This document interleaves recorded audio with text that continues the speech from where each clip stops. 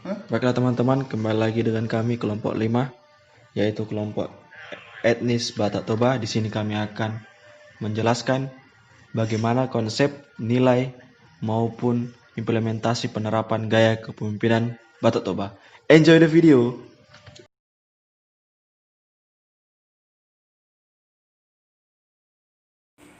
Perkenalkan, nama saya Dwi Zahara Silpia dari kelas B reguler 2020. Adapun rumusan masalah yang kami teliti mengenai kepemimpinan pada etnis Batak Toba adalah: yang pertama, bagaimana kepemimpinan pada etnis Batak Toba? Kedua, apa saja jenis kepemimpinan pada etnis Batak Toba berdasarkan wilayahnya? Dan yang ketiga, bagaimana implementasi gaya kepemimpinan Batak Toba? Landasan teori. Pertama, definisi kepemimpinan. Menurut Sukanto, kepemimpinan atau leadership adalah kemampuan seseorang, yaitu pemimpin atau leader, untuk mempengaruhi orang lain, yaitu yang dipimpin atau pengikut-pengikutnya, sehingga orang lain tersebut bertingkah laku sebagaimana dikehendaki oleh pemimpin tersebut. Dari definisi menurut Sukanto tadi, dapat kita simpulkan bahwa kepemimpinan adalah perilaku yang dimiliki oleh seseorang yang mana dapat mempengaruhi orang lain untuk mencapai suatu tujuan tertentu secara bersama-sama.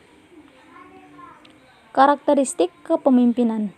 Kepemimpinan memiliki beberapa karakteristik, antara lain: yang pertama, memiliki visi yang jelas, bertanggung jawab, disiplin dan mandiri, cerdas dan kreatif, jujur, bekerja keras, demokratis, dan memberi motivasi, dan terakhir, dapat memberi pengaruh kepada bawahannya.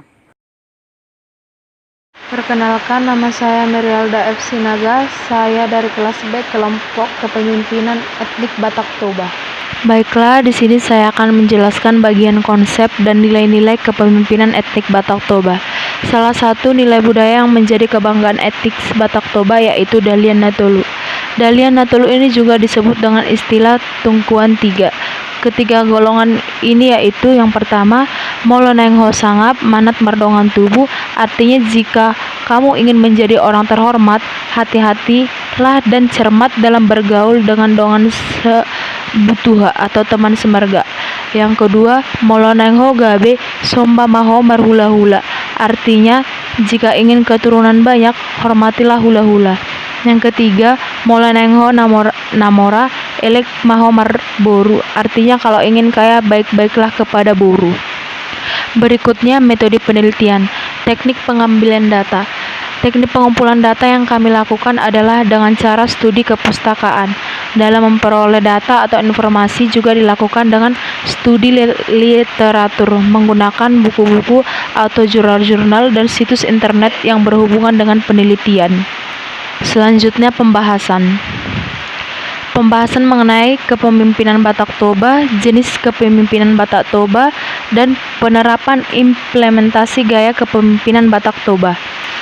Adapun kepemimpinan Batak Toba cenderung bersifat non-formal, tapi kepemimpinan memiliki peran penting dan strategi menjaga tertib sosial, sehingga kepemimpinan harus dilandasi keunggulan karakter moral agar diakui, dihormati, dituruti seluruh lapisan masyarakat.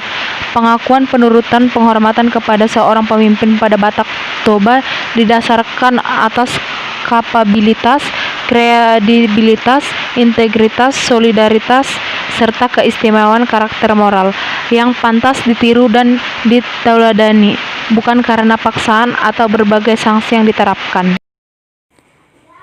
Jenis kepemimpinan Batak Toba. Sebagai suatu kesatuan etnik, orang-orang Batak Toba mendiami suatu daerah kebudayaan atau culture area. Masyarakat Batak Toba mengenal beberapa kesatuan tempat sosioekonomis dan sosial, yaitu: yang pertama adalah kampung atau lapangan 4 persegi dengan halaman yang bagus dan kosong di tengah-tengahnya. 2. Ada huta atau republik kecil yang diperintah seorang raja. Yang ketiga, ada onan, daerah pasar sebagai satu kesatuan ekonomi. Keempat, ada homba atau mata air. Dan yang kelima, ada huta perserahan, kampung induk, dan lain-lain. Wilayah pada masyarakat Batak tradisional terdiri atas beberapa tingkatan, yaitu huta, lumban atau horja, dan bius. Tiap tingkatan dipimpin oleh seseorang yang disebut raja dan mempunyai tugas tanggung jawab serta fungsinya masing-masing. Wilayah huta bagi orang Batak secara umum berarti kampung. G.C. Vergoven mendefinisikan makna huta atau kampung bagi orang Batak sebagai suatu dunia kecil yang tertutup, satu kesatuan yang hidup dan terdiri dari sekelompok kecil orang yang terkait satu sama lain secara alami dan sudah lama hidup di tempat ini, tempat anak-anak mereka lahir, tempat yang diharapkan menjadi kuburan mereka sendiri. Masyarakat etnis Batak Toba mengenal beberapa kepemimpinan. Yang pertama, ada pemimpin huta atau raja huta, yaitu pemimpin tertinggi di dalam suatu huta atau kampung pemukiman. Huta atau kampung merupakan tempat tinggal dari orang Batak yang berasal dari satu nenek moyang atau satu ompu, dengan atau tanpa boru. Marga pendiri huta disebut marga raja atau marga tano. Marga lain yang tinggal di huta dinamakan marga boru. Mereka tidak mempunyai hak atas tanah. Huta didirikan oleh satu marga raja dan di dalam setiap huta Batak terdapat raja huta, yaitu seseorang dari pendiri huta. Raja huta didampingi oleh pandua atau orang kedua atau kita sebut juga sebagai wakil, serta seseorang dari boru yang ikut bersama dengan marga raja. Kedua, ada pemimpin horja atau raja porjolo, yaitu raja yang memimpin beberapa huta atau kampung yang bergabung menjadi satu horja. Horja adalah struktur dan organisasi wilayah yang terdiri dari beberapa wilayah huta, di mana pemimpin horja dinamakan Raja Parjolo terdepan, yang didampingi oleh beberapa raja partahi atau perencana. Yang ketiga, ada Raja Bius, yaitu raja yang memimpin upacara di dalam satu persekutuan.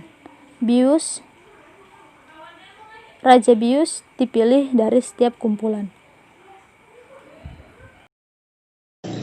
Baiklah, pembahasan selanjutnya yaitu mengenai penerapan implementasi gaya kepemimpinan Batak Toba pada kehidupan sehari-hari dalam suatu organisasi ataupun suatu lembaga.